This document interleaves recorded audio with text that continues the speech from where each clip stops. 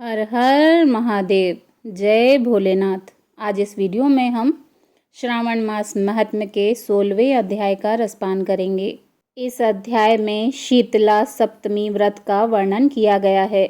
भगवान भोलेनाथ जी बोले, हे सनत कुमार, अब मैं शीतला सप्तमी व्रत का वर्णन कर रहा हूँ, जिसे तुम ध्यान पूर्वक सुनो। श्रावण मास में शुक्ल पक्ष की सप्तमी तिथि को यह व्रत करना चाहिए। सबसे पहले दीवार पर एक वापी का आकार बनाकर अशरीर संज्ञक दिव्य रूप वाले 7 जल देवताओं, 2 बालकों से युक्त पुरुष संज्ञक नारी, एक घोड़ा, एक वृषभ तथा नर वाहन सहित एक पालकी भी उस पर बनानी चाहिए। इसके बाद 16 उपचारों से 7 जल देवताओं का पूजन करना चाहिए।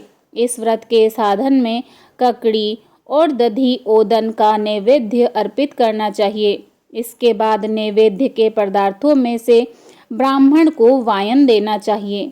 इस प्रकार 7 वर्ष तक इस व्रत को करने के बाद इसका उद्यापन करना चाहिए।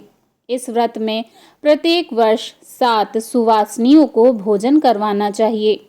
जल देवताओं की प्रतिमाएं एक सुवर्ण पात्र में रखकर बालकों सहित एक दिन पहले सायंकाल में भक्ति पूर्वक उनकी पूजा करनी चाहिए।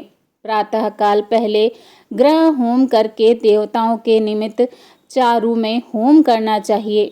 हे मुनि श्रेष्ठ, जिसने पहले इस व्रत को किया और उसे जो फल प्राप्त हुआ, अब मैं उसका वर्णन करता हूँ।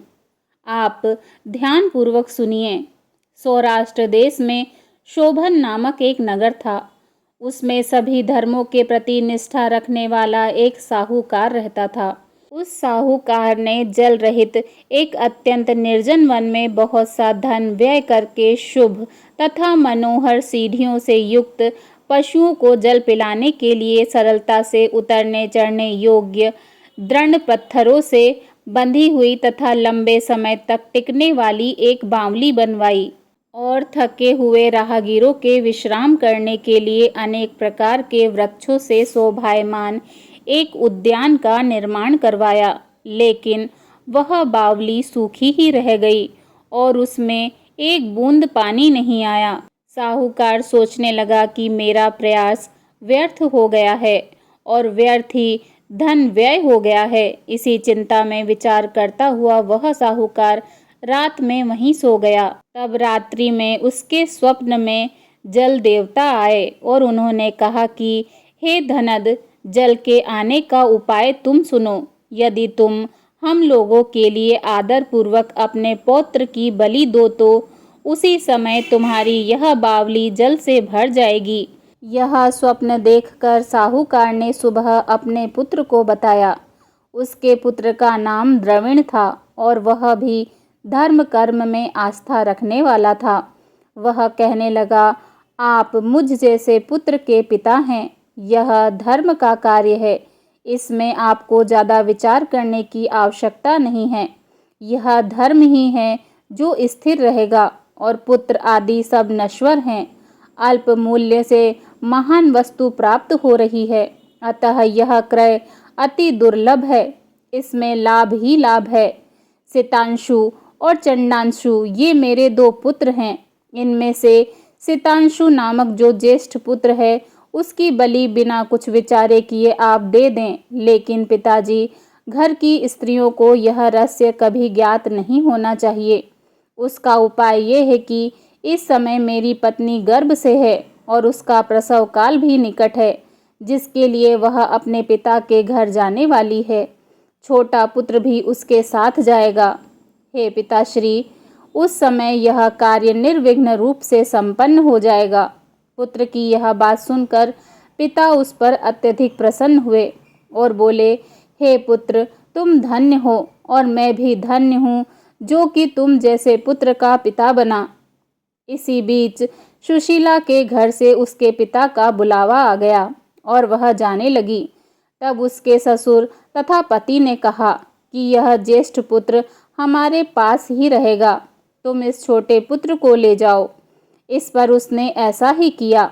उसके चले जाने के बाद पिता पुत्र ने उस बालक के शरीर में तेल का लेप लगाया और अच्छी प्रकार से स्नान कराकर सुंदर वस्त्र व आभूषण से अलंकृत करके पूर्वा आषाढ़ तथा शतभिषा नक्षत्र में उसे प्रसन्नता पूर्वक बावली के तट पर खड़ा किया और कहा कि हे बावली के जल देवता, इस बालक के बलिदान से आप प्रसन्न हो जाइए।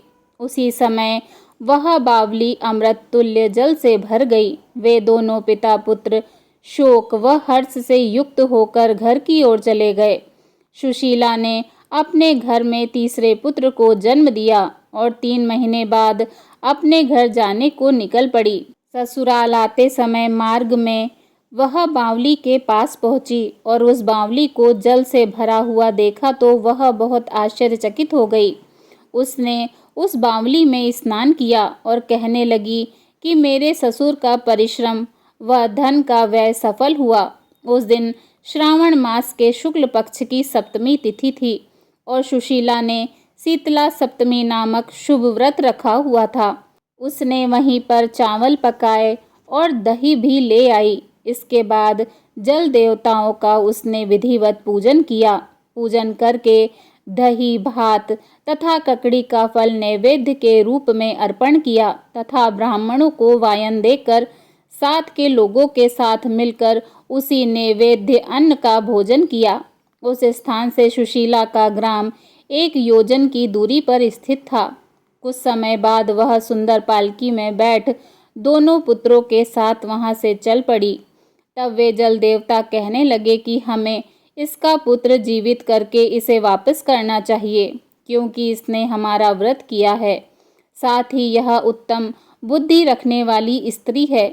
इस व्रत के प्रभाव से इसे नूतन पुत्र देना चाहिए। अगर हम इसका पुत्र इसे नहीं देंगे तो हमारी प्रसन्नता का फल ही क्या।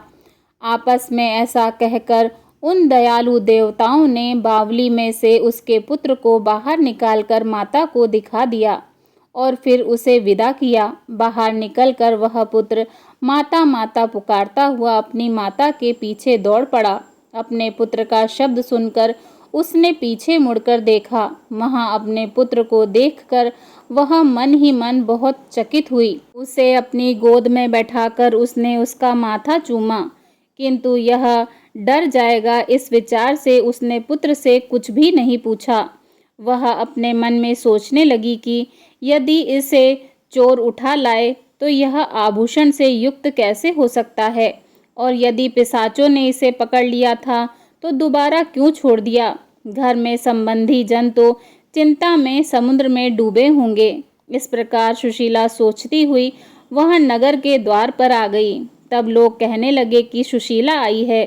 यह सुनकर दोनों पिता पुत्र अत्यंत चिंता में पड़ गए कि वह न जाने अब क्या कहेगी और उसके पुत्र के बारे में हमसे पूछेगी तो हम उसे क्या जवाब देंगे। तभी सुशीला तीनों पुत्रों के साथ आ गई। तब ज्येष्ठ बालक को देखकर सुशीला के ससुर तथा पति घोर आश्चर्यचकित हुए और साथ ही बहुत आनंदित भी हुए। वे कहने लगे, हे सुचिस्मिते, तुमने कौन सा पुण्य कर्म किया अथवा कौन सा व्रत किया है। हे भामिने, तुम प्रतिव्रता हो, धन्य हो और पुण्यवती हो।